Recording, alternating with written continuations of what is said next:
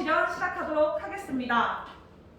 자, 여러분 오늘도 실시간 삼각형 수업으로 우리 역사 수업 시간을 시작하게 됐습니다. 지금 다 출석돼 있는 것 같아요. 캠도 다 켜져 있고. 그러면 지금 혹시 소리가 늦어지거나 안 들리는 친구들은 없나요?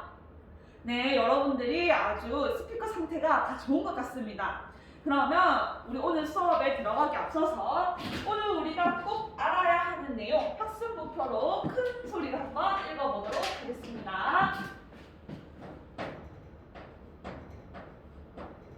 네, 여러분들이 아주 큰 소리로 학습 목표를 잘 읽어준 것 같네요. 자, 그러면 선생님과 수업 전에 늘 함께하는 배움 노트를 꺼내 보겠습니다. 원래는 배움 노트를 꺼내서 짝꿍과 이야기하며 교과서를 읽는 거지만 지금은 쌍방향 수업이기 때문에 각자 개인적으로 교과서를 읽고 궁금한 점에 대해 노트에 질문을 만들어 남겨보도록 할게요. 네, 여러분 교과서를 읽는 여러분들의 모습을 선생님이 잘 살펴봤습니다. 그러면 오늘 수업 들어가 보도록 하겠습니다. 네, 여러분 우리 학습 목표 1번을 여러분들과 함께 잘 달성할 수 있었습니다. 그러면 지금부터는 학습 목표 2번과 관련해서 사화의 전개에 대해 살펴보도록 할게요. 자, 사화의 전개를 살펴보기 전에 선생님이 자료 2번을 화면 공유를 통해 보여줄게요. 자, 이 자료 2번을 통해서 여러분들은 성향이 다른 두 세력을 살펴볼 수 있을 거예요. 우리 앞서 학습 목표 1번 때 배웠던 사림 세력이 있고 지난 시간에 배웠던 홍구 세력이 표시가 잘 되어 있네요.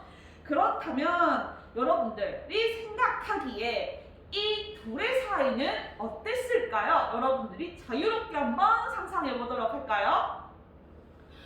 민지의 화면에서 손이 번쩍 보여요. 민지가 대답을 해볼까요? 서로 보완하면서 바르게 정치할 것 같아요 라고 얘기를 해주었네요. 그럼 혹시 민지와 또 다른 의견이 있는 친구들이 있을까요? 이번에는 정원이가 손을 번쩍 들어주었어요. 정원이가 생각했을 때 온건파와 혁명파가 사이가 안 좋았던 것처럼 두 세력도 사이가 나쁠 것 같아요 라고 얘기를 해주었네요. 그렇죠. 지금 두 친구들이 두 세력의 관점에서 잘 살펴줬는데 실제로 역사에서는 사림파와 홍구파가 사이가 그리 좋지는 않았어요. 그래서 사림파가 홍구를 비판하는 모습을 앞서 배웠을 텐데 여러분이 이런 상황에서 홍구파라면 어떻게 대처했을까요? 한번 자유롭게 상상해 보도록 할까요? 이번에는 지성이의 화면에서 번쩍 손이 들었어요. 지성이는 살인과 싸울 거예요 라고 얘기를 했어요. 그러면 또 다른 의견이 있을까요? 경우는요? 잘못을 인정하고 정치에서 물러날 것 같아요 라고 얘기를 해줬네요. 그렇다면 실제 살인에 대해서 홍구 세력들은 어떻게 대처했는지를 살펴보겠습니다. 그러면 선생님이랑 자료 2번을 통해서 대략적인 구도를 보았는데 먼저 사화의 첫 번째 단계는 바로 연산군 때 시작되게 됩니다. 여러분 연산군 때 사화 두 개가 있었을 거예요. 교과서에서 발견한 사화 두 개 이름이 뭐였을까요? 그렇죠. 바로 무오사화와 가짜사화가 있었네요. 자, 그렇다면 이 무오사화가 왜 일어나게 되었는지 선생님과 자료 3번을 통해 보도록 하겠습니다. 3번의 자료 선생님이 화면 공유해 보도록 할게요. 자, 여러분 이 3번의 사료를 통해서 여러분들이 추측할 수 있는 무오사화의 배경은 무엇일까요? 한번 추측해 볼까요? 민지가 손을 들어주었어요. 민지가 생각했을 때 부도한 말로 서당의 일을 터무니없이 기록했다라는 걸 보니 김일손이 글을 잘못 쓴 것 같아요 라고 얘기를 해주었네요. 민지가 아주 사료를 꼼꼼하게 분석을 잘해준 것 같습니다.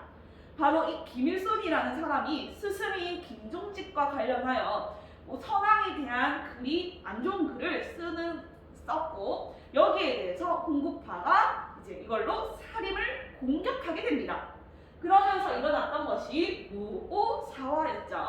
그래서 사화란 사림이 화를 입은 사건이라고 하여 이러한 사건을 계기로 무오사화가 벌어지게 됩니다. 그리고 나서 두 번째로는 갑자사화가 일어나는데 이때는 연산군의 어머니 누구와 관련됐었죠? 그렇죠. 여러분들이 패비윤씨요 라고 큰 소리로 다 잘 대답을 해줬네요. 패비윤씨가 어떻게 처리되었느냐를 두고 홍구파가 사림을 공격하는 모습이 보이게 되었습니다. 그렇다면 연산군에 이어서 중종 때도 또 사화가 발생하게 돼요. 그 사화 이름이 명칭이 뭐였죠? 그렇죠. 바로 기묘사화였습니다. 자, 그렇다면 이 기묘사화의 배경 역시 사료상을 통해 보겠습니다. 자, 기묘사화의 배경을 이 사료를 통해 추측한다면 무엇이 있을까요? 지가 손을 들어주었어요. 조광조 등이 마음은 옳더라도 언행이 과격한 것이 비롯하여 라는 것을 보았을 때 조광조가 무슨 급격하게 뭘 한 것 같아요 라고 얘기를 해주었네요. 지 역시도 아주 사료를 꼼꼼하게 잘 읽어준 것 같습니다. 자, 그렇다면 조광조가 대체 어떤 일을 했길래 이걸 과격하다고 표현했을까? 선생님과 살펴보겠습니다. 자, 조광조의 개혁 정치에 대해서 살펴볼 건데 우리 이 내용은 교과서로 확인해 볼 수 있을 거예요. 조광조는 가장 먼저 어떤 것을 삭제했나요? 여러분 혹시 답할 수 있는 사람? 정훈이가 손을 들어주었어요. 그렇죠. 위훈이라고 해서 위조된 훈구들의 명단, 중종반정 때 쓰여졌던 명단을 삭제했어요 라고 잘 대답을 해주었습니다. 그렇게 훈구를 먼저 공격하고 그 다음에 또 다양한 정책을 실시하게 돼요. 그 정책 찾을 수 있겠나요? 그렇죠. 여러분들이 혈량과 실시요 라고 다 대답을 잘 해주었습니다. 이 혈량과는 제하에 있는 다양한 살인들을 끌어오는 과거 제도의 하나로서 이걸 통해서 조광조를 비롯한 살인 세력들이 점차 성장하는 모습을 여러분들이 살펴볼 수 있을 거예요. 그렇다면 마지막 사화 선생님과 살펴보겠습니다. 바로 명종 때 을사사화가 있겠네요.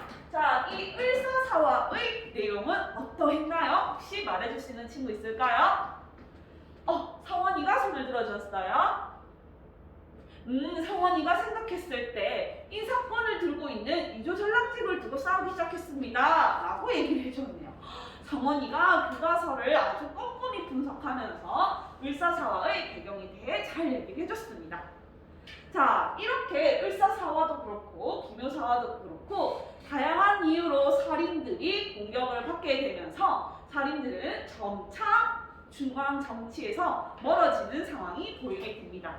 그렇다면 이 내용을 바탕으로 우리 자료 2번에 빈칸을 한번 채워보도록 할게요. 선생님이 시간 줘보도록 하겠습니다. 네, 그러면 지금부터는 이 자료를 한번 생각해 보도록 하겠습니다. 자료 2번에 가에 대해서 누가 한번 대답을 해볼까요? 병원이가 손을 들어주었어요. 병원이는 살인과 무오사화, 기묘사화의 빈칸을 잘 찾아주었네요. 그러면 또 자기는 다르다라고 하는 사람 혹시 있을까요? 원준이는요? 원준이는 살인이고 기묘사화하고 무오사화다 라고 얘기를 해주었네요. 선생님이 보기에 원준이가 지금 시간적으로 흐름이 조금 헷갈리고 있는 것 같아요. 그럼 혹시 원준이는 다시 사화의 왕을 잘 대비해서 혹시 수정할 수 있을까요? 네, 원준이가 다시 수정을 해서 가나 다의 빈칸을 다시 정확히 채워주었네요. 그래서 이렇게 자료 2와 자료 3을 통하여 여러분들이 무오사화와 갑자, 기묘, 을사사화의 순서를 잘 전개하면서 학습 목표 2번도 잘 달성할 수 있었습니다. 그렇다면 이제 블록 타임이니까 우리 쉬는 시간을 가지고 다음 수업에 임해보도록 할게요. 쉬는 시간 10분인데 우리 서버 연결이 불안정할 수 있으니까 시작 전 1분 전에는 미리 다 캠을 켜놓도록 하겠습니다. 네, 여러분들이 1분 전부터 캠을 쫙 켜고 수업을 준비를 아주 잘해줬네요. 그렇다면 우리 아까에 이어서 학습 목표 3번을 크게 한번 읽어볼까요? 네, 그러면 이러한 학습 목표를 달성하기 위해서 선생님과 활력 충전 시간을 가져보도록 하겠습니다. 자, 여러분, 활력 충전 시간은 어떤 시간이라고 그랬나요? 그렇죠. 활동으로 영양을 충전하는 시간입니다. 그렇다면 어떤 활동으로 할 것인지 학습 목표를 보면 알 수 있죠? 그렇죠. 바로 모의 재판을 통해서 오늘 충전을 해보도록 하겠습니다. 자, 여러분, 모의 재판은 선생님이 모둠별로 수업을 할 거예요. 그래서 선생님이 미리 줌 소회의실을 통해서 여러분들의 모둠을 각자 짜놨습니다. 그러면 이 수업이 시작하고 나서는 여러분들이 각 소회의실에 들어가가지고 모둠원끼리 협의하여 역할에 따라서 모의 재판 대본을 써주면 될 거예요. 그러면 이제 유의점에 대해서 설명해 주도록 하겠습니다. 그런데 쭈이한테서 손이 번쩍 들렸어요. 쭈이 혹시 의문점이 있나요? 선생님, 모의 재판을 왜 하는 거예요? 라고 물어줬어요. 활동에 대해 의문을 갖는 점은 아주 좋은 자세입니다. 자, 그렇다면 선생님이 모의 재판의 목적에 대해서 말해줄게요. 모의 재판을 통해서 우리는 조광조라는 인물에 대해 여러분들 나름의 관점을 가지고 재판을 해볼 거예요. 이 재판을 통해서 여러분들은 역사적 판단력이라는 역사적 사고력을 아주 쓱쓱 키울 수 있을 겁니다. 그럼 쯔위 이해가 되었나요? 네. 그러면 유의점에 대해서 살펴보도록 할게요. 유의점의 가장 첫 번째 유의점은 선생님이 활동지에도 써놨는데 같이 한번 보도록 합시다. 먼저 시대 상황을 잘 반영할 것. 두 번째로는 각 역할의 분배가 이루어지고 그 입장에 따라 주장이 적절하게 들어갈 것. 세 번째로는 시간과 분량을 적절하게 지킬 것. 이렇게 세 가지가 있겠습니다. 그리고 이것에 의한 결과물은 선생님이 과정 중심 평가에 반영할 거기 때문에 여러분들도 평가 기준을 꼭 알아야겠죠? 그 평가 기준 선생님과 함께 살펴보겠습니다. 먼저 첫 번째로 역사 사실에 부합하였는가? 두 번째로는 역사 자료를 비판적으로 분석하고 활용했는가? 그 다음 세 번째로는요, 자신만의 관점으로 조광조에 대해서 재판하였는가? 이걸 선생님이 문제 해결력이라고 써놓겠습니다. 자, 그래서 이러한 오늘의 활동을 통해서 여러분은 역사적 사실 이해 역량과 역사 자료 분석과 해석 역량, 그리고 판단력과 문제 해결력이라는 역량을 잘 충전시킬 수 있을 거예요. 그러면 여기까지 혹시 질문이 있을까요? 진호가 손을 들어주었어요. 선생님 역할이 잘 뭔지 모르겠어요 라고 얘기를 해주었네요. 아주 진호가 좋은 질문을 해준 것 같습니다. 자, 여러분, 모의 재판에서 역할은 총 4가지가 있다고 생각해주면 됩니다. 먼저 피고, 조광조가 한 명 있고, 그 다음 이 피고에 대해 무죄를 주장하는 변호사와 유죄를 주장하는 검사, 그리고 이걸 모두 판단하는 판사, 이렇게 역할이 있다고 봐주면 되겠어요.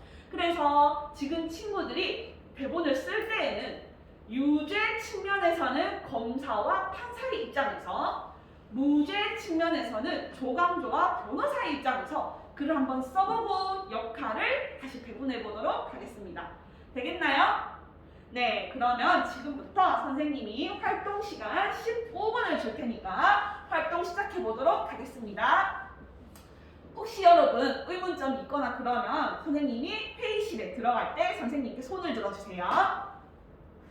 자, 그럼 선생님이 1소 회의실에 한번 들어가 보도록 할게요. 지금 1모둠에서는 지금 조금 어려움을 겪고 있는 것 같아요. 어떤 점에서 어려움을 겪고 있을까요? 아무래도 모의 재판을 처음 하다 보니까 헷갈려 하는 것 같네요. 그러면 선생님이 채팅창으로 여러분들의 선배들이 만들었던 3.1운동과 관련된 모의 재판 대본을 파일로 올려주도록 하겠습니다. 요걸 다운받아서 여러분들이 참고하여 글을 한번 써보도록 할게요. 자, 이번에는 5모둠 회의실에 들어와 봤어요. 여러분들 지금 다른 친구들이랑 모의 재판을 하는데 소리가 섞이고 있어요. 그죠? 지금 한 명이 얘기할 때는 그럼 다른 친구들은 마이크를 무음 상태로 해놓고 친구들의 발표를 들어보는 건 어떨까요? 네, 그럼 여러분들의 나은 작품을 응원하도록 하겠습니다. 자, 여러분 이렇게 활동 시간이 끝났습니다. 선생님이 회의실을 돌아다니면서 보니까 여러분들이 각자의 할 분량을 잘 챙겨서 하고 있었던 것 같아요. 그러면 친구들의 작품을 하나씩 볼 텐데 모든 친구들 소회의실에서 나와주세요. 네, 그러면 소회의실에서 나왔으니까 각 모둠들이 발표를 해볼 거예요. 친구들이 발표를 할 때 다른 친구들은 마이크를 꺼주고 친구들의 작품을 관찰해 보도록 합시다. 여러분들 손에는 평가지를 들고 평가의 주체로서 들어야겠죠? 그러면 발표 시작할게요. 네, 여러분 1모둠부터 6모둠까지 모의 재판극을 아주 진짜 법정에서 온 것처럼 아주 잘해준 것 같아요. 그러면 이 모둠들의 작품에 대해서 선생님과 의견을 나눠보도록 하겠습니다. 자, 가장 먼저 자신의 작품에 대해서 얘기를 나눠주고 싶어요 라고 하는 모둠 있을까요? 지금 1모둠 친구들이 손을 많이 들어준 것 같아요. 그러면 1모둠에 대해서 의견을 한번 나눠보도록 합시다. 자, 1모둠에 대해 의견을 나눠줄 친구가 있을까요? 다혜가 손을 번쩍 들어줬네요. 다혜는 이 1모둠에서 변호사가 무죄를 주장했는데 고인물은 쌓기 마련이라면서 조광조를 투둔한 것이 아주 인상 깊었습니다 라고 얘기를 해줬어요.